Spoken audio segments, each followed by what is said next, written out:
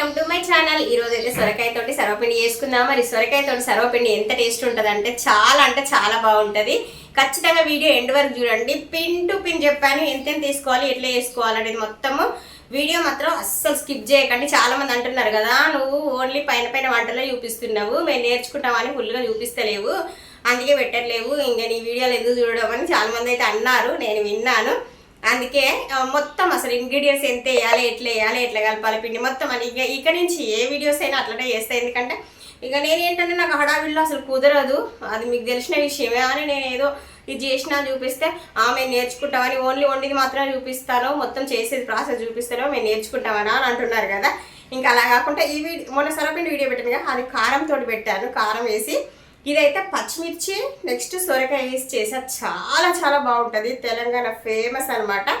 Healthy కూడా, చాలా బాగుంటుంది. వీడియో మాత్రం స్కిప్ చేయకుండా ఎండ్ వరకు చూడండి. మరి ఈ సర్వపిండి అయితే ఈవినింగ్ వర్షాకాలం టైంలోనైతే ఈవినింగ్ స్నాక్స్ కానీ పొద్దున్నే బ్రేక్ఫాస్ట్ కూడా చాలా మంచిదండి. ఎందుకంటే ఇందులో పల్లీలు ఉంటాయి, శనగపప్పు ఉంటుంది, నువ్వులు ఉంటుంది, కరివేపాకు ఎక్కువ వేసుకోవచ్చు. తినని వాళ్ళకైతే, పిల్లలు కరివేపాకు ఇట్లా చాలా తక్కువ తింటారు కదా, అట్లాంటి వాళ్ళ కరివేపాకు, కొత్తిమీర అన్నీ వెళ్తాయన్నమాట. అసలు బెస్ట్ బ్రేక్ఫాస్ట్ అని చెప్పొచ్చు, బెస్ట్ ఈవినింగ్ స్నాక్స్ అని చెప్పొచ్చు. చాలా బాగుంటుంది. ఖచ్చితంగా ట్రై చేయండి, పిల్లలకు కూడా పెట్టండి. ఇంకా దీనికి కావాల్సినవి అయితే చూసేద్దాం. మరి ముందుగా అయితే ఇదైతే సొరకాయతో చేసుకుంటాను కాబట్టి, సొరకాయ కావాలంటే క్యారెట్ గిట్ల కూడా వేసుకోవచ్చు, కానీ ఇక టేస్ట్ డిఫరెంట్ వస్తుందండి. అందుకని ఇంకా కావాల్సినవి అయితే ఇవి. సొరకాయ అంత పెద్ద సొరకాయ పడుతుంది, అందులో కొంచెమే పడుతుంది.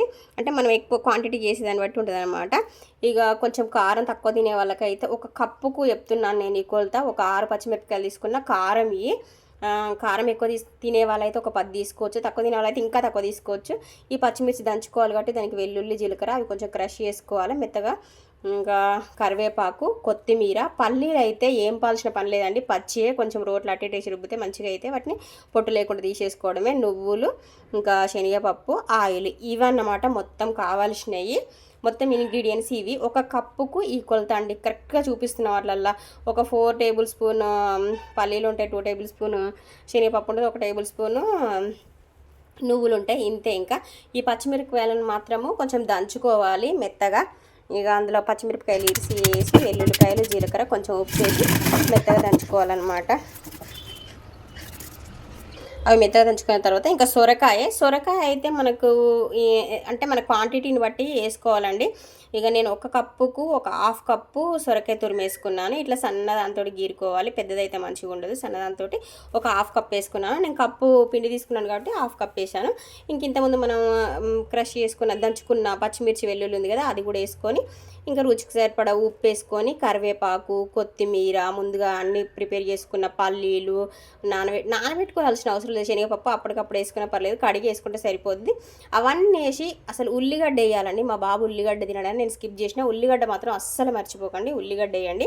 ఇంకా ఉల్లిగడ్డ కూడా వేసుకున్న తర్వాత మంచిగా అవన్నీ ఒకసారి గట్టిగా పిసుకోండి. ఎంత వస్తుందని తెలుస్తుంది. మనం ముందే నీళ్ళు పోయొద్దు. అన్ని ఇంగ్రీడియంట్స్లలోనే పిండి వేసి ఫస్ట్ మంచిగా అంతా కలుపుకోవాలి. అప్పుడు ఏమన్నా కొంచెం తక్కువ పడితే వాటర్ యాడ్ చేసుకోవాలన్నమాట.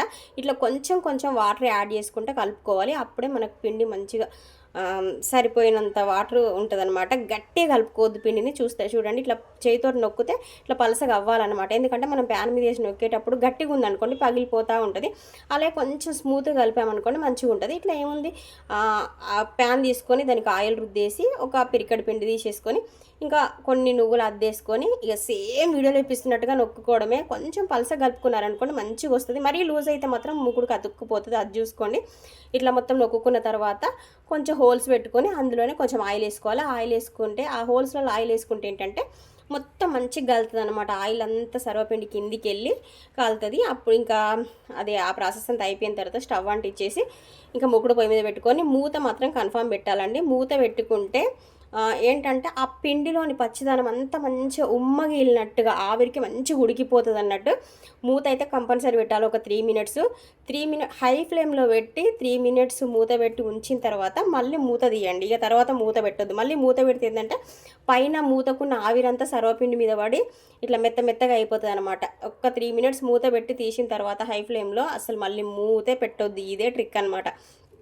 ఇట్లా మొత్తం మూత తీసిన తర్వాత అప్పుడు ఏం చేయాలంటే మొత్తం ముకుడునంతా పొయ్యి చుట్టూ తిప్పుకుంటూ కాల్చుకోవాలి ఈవెన్గా. ఎందుకంటే ఒక మధ్యలోనే పెట్టామనుకోండి ముకుడు ఎటు కదపకుండా అప్పుడు కాలదనమాట. అందుకని చుట్టూ తిప్పుకుంటూ కాలుస్తే ఎట్లా అంటే మొత్తం బ్రౌన్గా మంచిగా ఇట్లా సేమ్ వీడియోలో చూపిస్తున్నట్టుగా వస్తుంది. మీరు ఖచ్చితంగా వీడియోని ఫాలో అవ్వండి, మంచిగా వస్తుంది. టేస్ట్ అయితే చాలా అంటే చాలా బాగుంటుందండి. కారంది కూడా సూపర్ ఉంటుంది. ఇదైతే ఇంకొంచెం సొరకాయ డైట్ చేసే వాళ్ళకి కూడా సొరకాయ ఇలాంటివన్నీ మంచిది కదా, ఇంకా బాగుంటుంది అన్నమాట. సేమ్ ఇట్లానే వీడియోలో చూపిస్తున్నట్టుగా చేసుకోండి. వీడియో నచ్చితే మాత్రం లైక్ చేయండి. కొత్తగా చూసే వాళ్ళు అయితే సబ్స్క్రైబ్ చేసుకోండి. ఇంకేమైనా వీడియోస్ కావాలి అన్నా కూడా కామెంట్ చేయండి. ఇంకా ఇదైతే ఈవినింగ్ స్నాక్స్కి, పొద్దున బ్రేక్ఫాస్ట్కి పెరుగుతోటి, ఆ పెరుగులో కొంచెం మామిడికాయ పచ్చడి వేసుకోవాలి, అప్పుడు చాలా చాలా బాగుంటుంది.